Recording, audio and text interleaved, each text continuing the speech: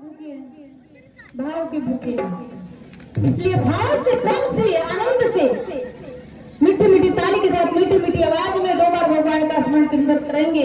आना जी श्याम सुंदर हमारे हरि कीर्तन में आना। भगवान को तो पहले बुलाना पड़ेगा ना। हाँ, तो कहा कि presented by रंजन प्रजापति, कजरू, खुर्द। कभी देखा कि अमृत लोग घड़ा में भर करके बांट रहे हो? ऐसा कहीं देखा? अमृत बटते हुए देखा? नहीं देखा है। कथा में लिखा हुआ है, राम यहाँ शास्त्र में लिखा हुआ है कि तब कथा अमृतम तप्त जीवन, कथा ही अमृत है।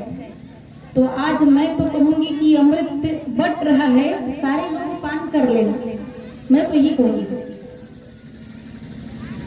इसलिए हम देखते हैं कि कौन कौन पान करना चाहते हैं और कौन कौन अमृत पान नहीं करना चाहते हैं। भाई अगर जो अमृत पान करना चाहते होंगे वो आगे हाथ निकाल लेंगे, क्योंकि ये साज वाज तो मेरे लिए है, लेकिन भगवान के लिए वास्तविक में साज क्या है? राम कथा सुंदर कर तारी संशय बिहगुड़ावन है। राम कथा में तो ताली की जरूरत पड़ती है, इसकी जरूरत हमें पड़ती है ना, भगवान की नहीं। भगवान के लिए साज ताली है, इसलिए सब लोग आगे हाथ निकाल लेंगे। आना जी श्याम सुंदर हमारे हरि कीर्तन में आना। कहा आना जी श्याम सुंदर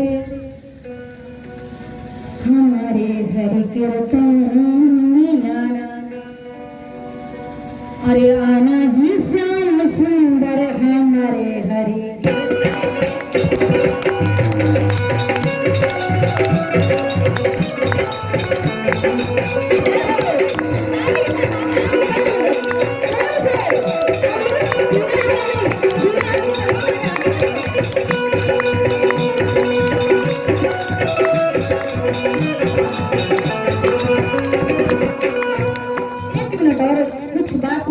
चाहूंगी, कुछ लोग यहाँ पर हमारे बूढ़े दादा लोग सोचेंगे अब भगवान के आगे नाचे क्या?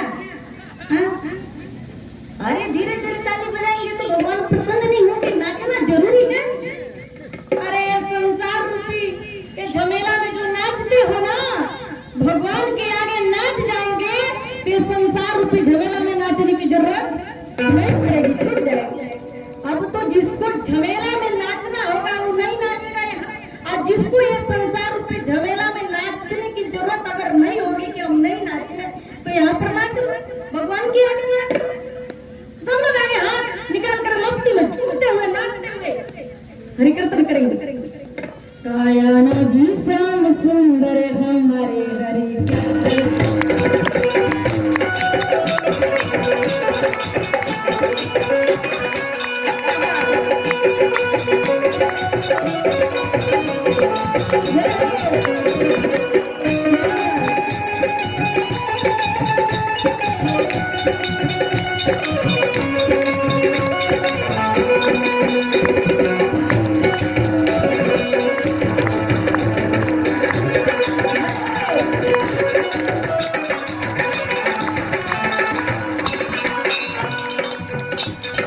भगवान से गोपियों ने कहा प्रभु कन्हैया कहा अकेले नहीं आना, कहा और किसको साथ मिलाऊंगा जब बता दो तुम। कहा सुनो, जब तक राधे रानी चंद्रावली नहीं आएंगी रास रचाने में मजा नहीं आएगा, नाचने में मजा नहीं आएगा। इसलिए किसको लाना? कहा किसको? कहा आप भी आना।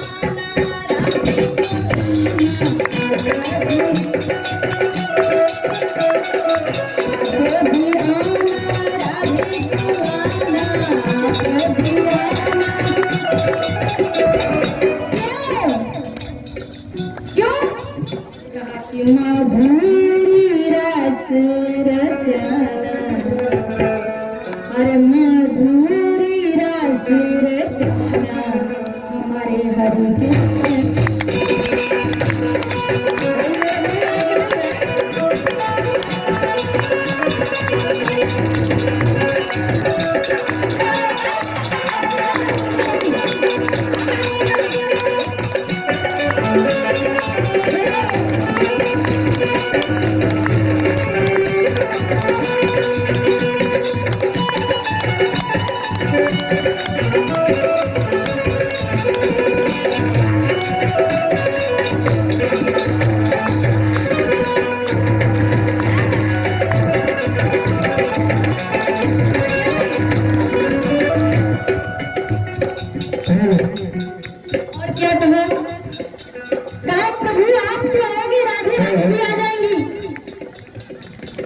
लेकिन जब तक राधे रानी के साथ में गोपियां नहीं नाचेंगी अच्छा नहीं लगेगा। इसलिए सभी ग्वाल बाल को भी साथ में लाना। क्या काया पे भी आना गरबा पे लाना, पे भी आना गरबा पे लाना, पे भी आना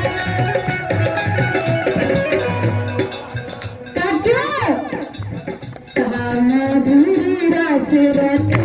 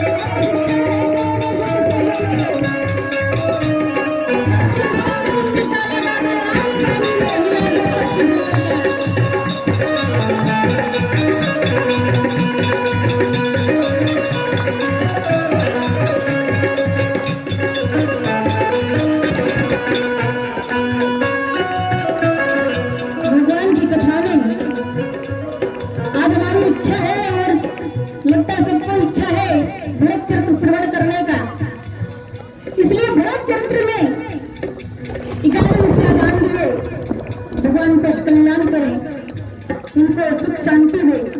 ये राजगढ़ की ओर से आशीर्वाद है। सभी लोग आगे हाथ निकाल कर मस्ती में झूमते हुए अरे विष्णु पदम निर्भयम, सभी लोग निर्भय रहेंगे।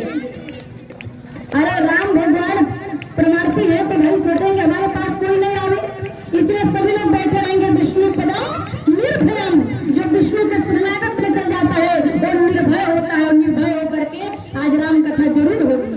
अरे ज्यादा देर नहीं होगी तो कोई बात नहीं, आधा घंटा ही होगी लेकिन होगी। सब लोग आगे हाथ निकाल लेंगे मस्ती में। अनुभूति से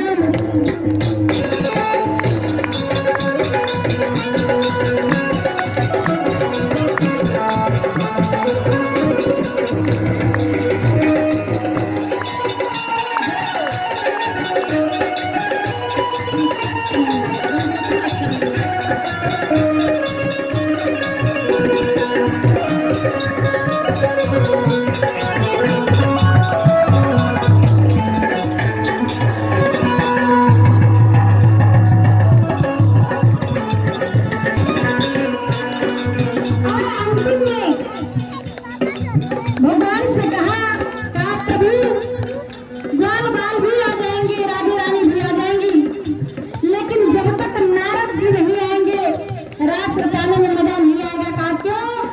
कहा जब तक प्यार में झगड़ा नहीं होता प्यार का कोई महत्व ही नहीं है। तो नारद का नाम है नारद। नारद किसे कहते हैं मालूम है? जिसको रद ना कर दे उसे नारद कहते हैं। तो कहा प्रभु किसको लाना है? कहा किसको? आप भी आना नारद के लाना, आप भी आना नारद के लाना, आप भी आना। कहा क्यों? कहा कि अरे धीरे से वीणा बजाना, अरे धीरे से वीणा बजाना।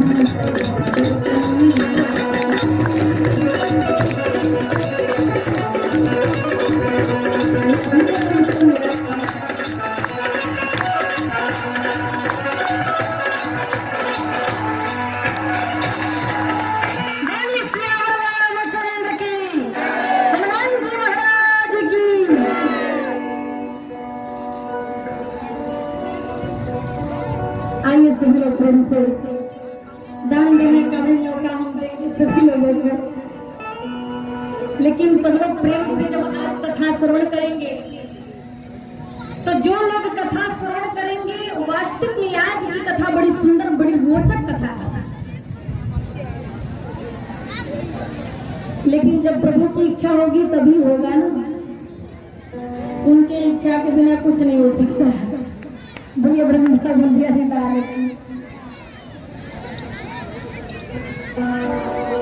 कहा टहास करी गर्जा कपी बाढ़ लगे आकाश।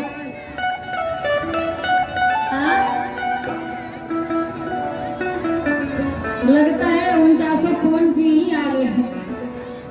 कथा में बारिश होना चाहिए, अति बारिश नहीं होना चाहिए, लेकिन बारिश होना चाहिए। बारिश यानी कि अमृत की वर्षा। बोलिए वृंदावन लाल की इसलिए जब तक बैठ सकते हैं मैं कह भी नहीं सकती बैठने के लिए, क्योंकि वाटर प्रूफ पंडाल भी नहीं है ना, तो मैं कुछ बोल भी नहीं सकती। भाई आप लोग बैठो और कथा सुनो भी करेंगे, लेकिन जब तक तेज बारिश नहीं हो रही है तब तक आप सभी लोग शांति से बैठो, क्योंकि ये नाच गान नहीं है कि मैं कथा मतलब लोग नाच रहे हैं और लोग खड़े होकर देख रहे हैं। कथा शांति का चीज है, और जब तक शांति से श्रोता नहीं बैठते हैं कथा कहने वाला का मन नहीं लगता, विचलित हो जाता है।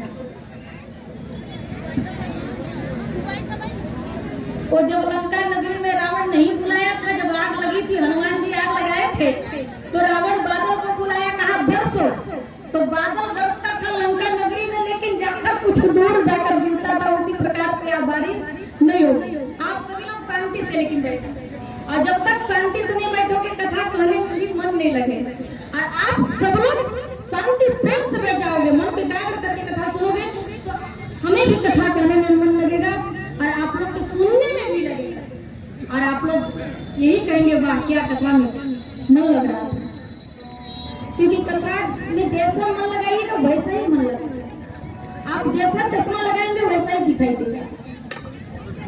बोलिए वृंदावन लाल की। आइए सब लोग कथा पर ध्यान देते हुए कथा को श्रवण करेंगे। गोस्वामी तुलसीदास जी रामचरितमानस में वर्णन करते हैं, अब सब लोग सुनेंगे तभी कथा समझ में आएगा, क्योंकि विद्वत मंडली की कथा में कहती हूँ, झलक कमला का कथा अपने पास नहीं है। कहा दो दिसी सब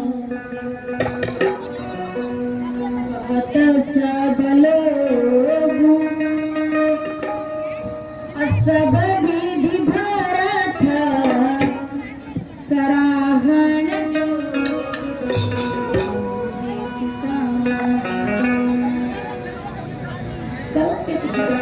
कभी दो दिसी कहत सब लोग सब विधि भरत सराहन जो।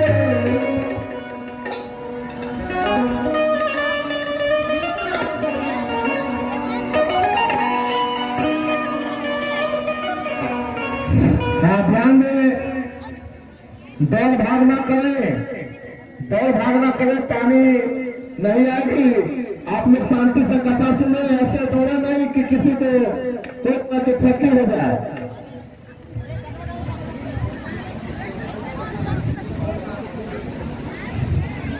सब विधि भरत सराहन जो।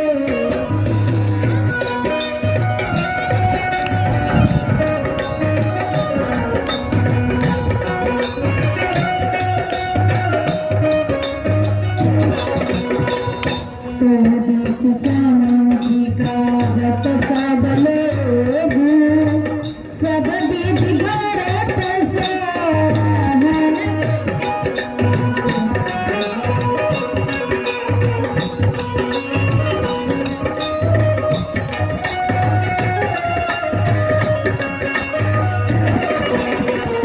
गोस्वामी तुलसीदास जी रामचरितमानस में वर्णन करते हैं, कहते हैं कि हर प्रकार से यदि कोई सराहनीय है, प्रशंसनीय है, जोगनीय है, तो भैया भट्टलाल जी महाराज अब सभी माताएं का भी ध्यान देना चाहिए, अपना प्रवचन बंद कर देना, तभी कथा समझ में आएगा। नहीं तो आप लोग यही कहेंगे नीलम शास्त्री जी आई और बरबर करके चली, पता नहीं चला क्या बोला। इसलिए सबका ध्यान कथा की तरफ, तभी कथा समझ में आएगी। और कथा बड़ी सुंदर, बड़ी रोचक कथा है। तो आप जब बैठे हो भाई तो कथा पर ध्यान दो, अपना प्रवचन कुछ देर के लिए बंद कर दो। ये तो स्वभाव है आप लोग की। अब तो आप लोग हमारी पार्टी देख करो तो क्या बोलूंगा, लेकिन आप लोग का स्वभाव है कि 10-20 एक मिनट जुट जाए तो जरूर नहीं हर शास्त्र की बात करती है। तो आपको भाव बोले श्री रामचंद्र की, आज का आनंद भगवान की। तो कहा कि यदि हर प्रकार से कोई सराहनीय है, प्रशंसनीय है, जोड़नीय है, तो भैया भरतलाल जी महाराज श्री रामचंद्र जी का कोई सराहना नहीं किया सजनों। जबकि श्री रामचंद्र जी का जब राज्याभिषेक हो रहा था, राजगद्दी हो रही थी, तो उस समय बड़ी वृंदावन लाल की, उस समय भगवान राम का मात्र 2 वोट प्राप्त नहीं था। कितना? 2 वोट प्राप्त नहीं था। बाकी सारे वोट राम जी की तरफ थे या नहीं? सारी जनता थी ना, लेकिन मात्र 2 ही वोट प्राप्त नहीं था। कौन को? एक कैकेयी और एक दूसरी मंथरा, 2 वोट प्राप्त नहीं था। भगवान ने कहा कि यदि मेरे खिलाफ एक भी जनता रहेगी तो मैं राज का बागडोर नहीं पकड़ूंगा, यानी कि राजगद्दी पर नहीं बैठूंगा। आज के तो बात ही छोड़ दीजिए, 10-20 वोट से जीत जाएंगे तो बैठने के लिए तैयार। और भाई कोई 10-20 नहीं, 2 वोट से हार गया तो क्या, मैं तो 2 ही वोट। लेकिन धन्य थे हमारे श्री रामचंद्र जी, परमार्थी, स्वार्थी नहीं, परमार्थी, जो 2 वोट के कारण उन्होंने कहा मैं 14 वर्ष तक वन में रहूंगा, तपस्या करूंगा, जब तक मेरे को 2 वोट प्राप्त नहीं होगा मैं राजगद्दी पर नहीं।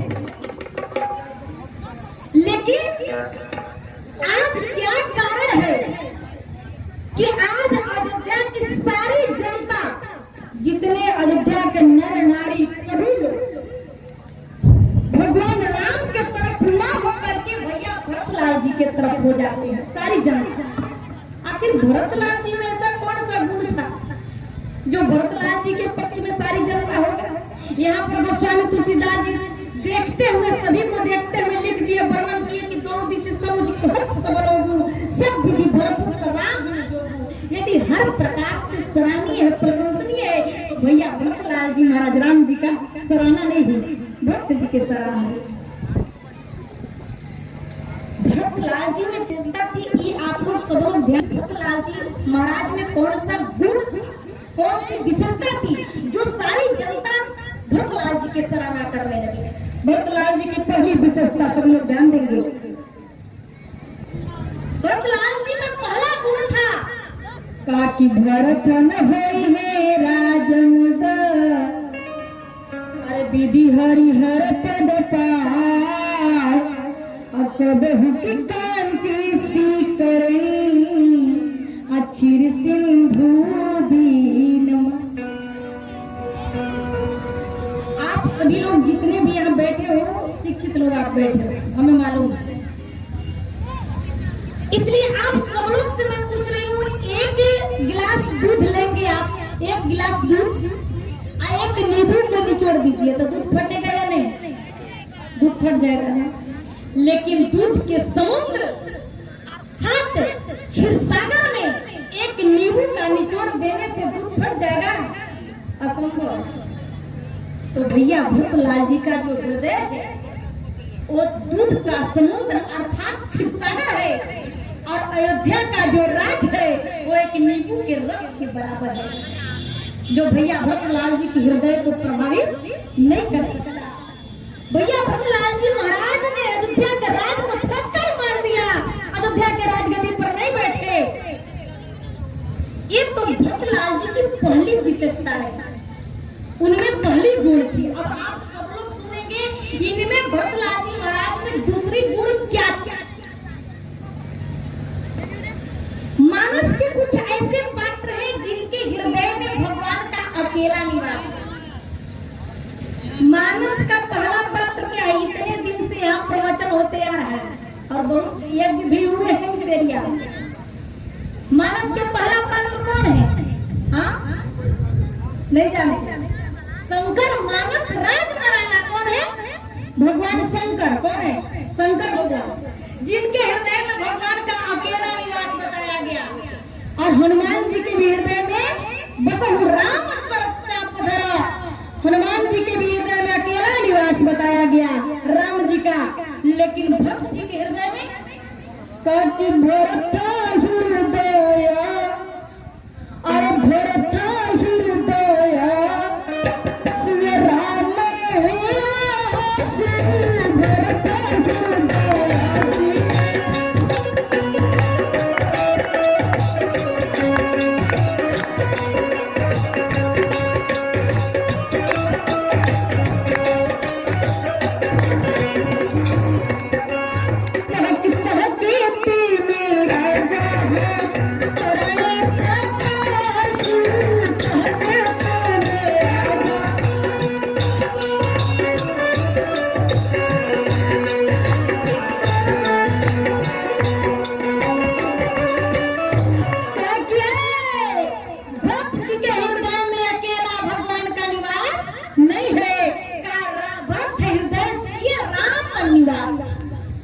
भक्तलाल जी के हृदय में राम जी सीता जी के साथ में विराजमान है।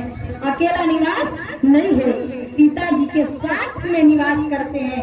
तो जिनके हृदय में माता सीता के साथ में श्री रामचंद्र जी निवास करते हो, उनका चरित्र इतना सरल और इतना आसान नहीं हो सकता। आप अपना प्रतिबिंब को एक दर्पण में, आईना में देखते होंगे, देखते हैं ना, तो उसमें छाया बनता है या नहीं? उसको पकड़ा जा सकता है? असंभव है। लेकिन गोस्वामी तुलसीदास जी कहते हैं कि उस छाया को पकड़ना आसान है, लेकिन भक्तलाल जी के चरित्र को कहना असंभव है। ये तो भक्तलाल जी महाराज की दूसरी विशेषता थी। अब तीसरी विशेषता इनके अंदर देखा जाए, जिस समय सारी अयोध्या की जनता, नर नारी जितने भी थे, सब लोग जब चित्रकूट में गए थे श्री रामचंद्र जी के मनाने के लिए, उस समय वहां पर सभा में मीटिंग बैठाई गई। जब वहां पर सभा बैठी तो सभा के बीच में भगवान बैठकर स्वयं अपने मुंह से भक्तलाल जी के वर्णन करने लगे, व्याख्या करने लगे। भक्तलाल जी का अपने मुंह से। भक्तलाल जी महाराज हाथ जोड़ करके सबसे आगे बैठे, जितनी भी अयोध्या की जनता, नर नारी थे, सब बैठे और उसके बीच में बैठकर भगवान कहते हैं, हाँ भैया, काकी मिट्टी यही पाप प्रपंच से दुनिया के सारा पाप प्रपंच मिट जाएंगे। काकी अखिल मंगल भार, सारा यमंगल मंगल प्रयुक्त हो जाएंगे। काकी लोक सुजस परलोक सुख सुमिरत राम तुम्हारा। काकी अद्भुत, जो तुम्हारा नाम का जसगान करेगा, जो तुम्हारा नाम लेगा, जो तुम्हारे चरित्र को श्रवण करेगा, तुम्हारी कथा में जो सत्कर्म में खर्च करेगा, दान करेगा, अगर मन पे एकाग्र करके श्रवण कर लेगा, तो कहा कि उसका लोक और परलोक बन जाएगा। कहा सारे मंगल मंगल प्रवृत्त हो जाएंगे, लोक और परलोक दोनों बन जाएगा, जो तुम्हारा नाम का जसगान करेगा। अब आप सब लोग बताइए, जिसका चरित्र का वर्णन स्वयं परमात्मा ब्रह्म करता हो, उसका चरित्र मामूली हो सकता है क्या? असंभव। बोले वृंदावन हरिलाल की, बोले हनुमान जी महाराज की। ये भक्तलाल जी महाराज की तीसरी भूमिका थी। भक्तलाल जी महाराज चुप बैठे रहे मौन होकर के, सारी जनता भक्तलाल जी महाराज की सराहना करने में लगी है। भगवान स्वयं अपने मुख से वर्णन करते हैं, व्याख्या करते हैं। सज्जनों, भक्तलाल जी महाराज के चरित्र को कहना बड़ी आसान नहीं है, लेकिन आप सभी लोग के सामने जितना ज्ञान है मेरे पास उतना सुनाने की प्रयास करूंगी। क्योंकि एक बार सुनैना माता ने जोगीराज जनक से कहा, अपने पति जनक जी महाराज के सामने जाकर हाथ जोड़ करके सुनैना जी कहती है, महाराज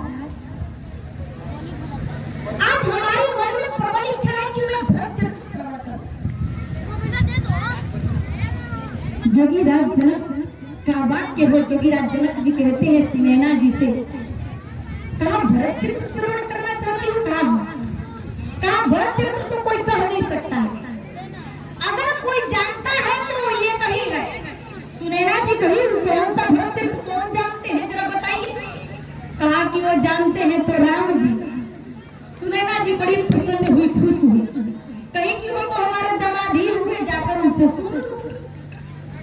लेकिन ये जोगीराज जनक का वाक्य है, जनक जी कहते हैं कहा जान नहीं राम मन सकई बखानी, कहा क्या सुनैना भरतलाल जी के चरित्र को भले राम जी जानते हैं लेकिन कहने का सम्मति उनमें भी नहीं है। सजनों उस समय की घटना है जिस समय भरतलाल जी महाराज चित्रकूट जा रहे थे और तीर्थराज प्रयाग में पहुंचते हैं। तो तीर्थराज प्रयाग में जब पहुंचे भरतलाल जी महाराज तो रात्रि के तीसरे पहर में स्नान करने जाते हैं। कब? रात्रि के तीसरे पहर में प्रयागराज में स्नान करने, जबकि शास्त्र में ये निर्देश नहीं है, शास्त्र में ऐसा कहीं नहीं लिखा गया कि रात्रि के तीसरे पहर में गंगा जी में तीर्थस्थल में स्नान करना चाहिए, कभी नहीं निर्देश दिया ही नहीं गया है, कहीं भी आप पढ़ लो। लेकिन भरतलाल जी महाराज एक ऐसे पात्र हैं जिन्होंने रात्रि के तीसरे पहर में स्नान करने गए। स्नान क्यों करने गए रात्रि के तीसरे पहर? कहा कि भरत तीसरे पहर निसी किन्ह प्रवेश प्रयाग, अब कहत राम सिया उमगी अनुराग। रात्रि के तीसरे पहर में स्नान करने जाती है। भरतलाल जी मन में विचार करते हैं, यदि मैं प्रातः काल स्नान करने जाता हूँ गंगा में प्रयागराज में, यदि मैं सायंकाल स्नान करने जाता हूँ तो जो संत लोग प्रातः काल सायंकाल स्नान करने आते हैं वो सभी का दृष्टि मेरे ऊपर पड़ेगा, तो यही संत लोग कहेंगे कि अरे वही अभागा भक्त है जिसके कारण राम जी का वनवास हो गया, इसलिए मैं अपना मुख संतों को कदापि नहीं दिखलाऊंगा। ये मन में विचार करके भरतलाल जी महाराज न तो सायंकाल स्नान करने गए और न तो प्रातः काल स्नान करने गए, रात्रि के तीसरे पहर में स्नान करने जाते हैं। स्नान करने तो गए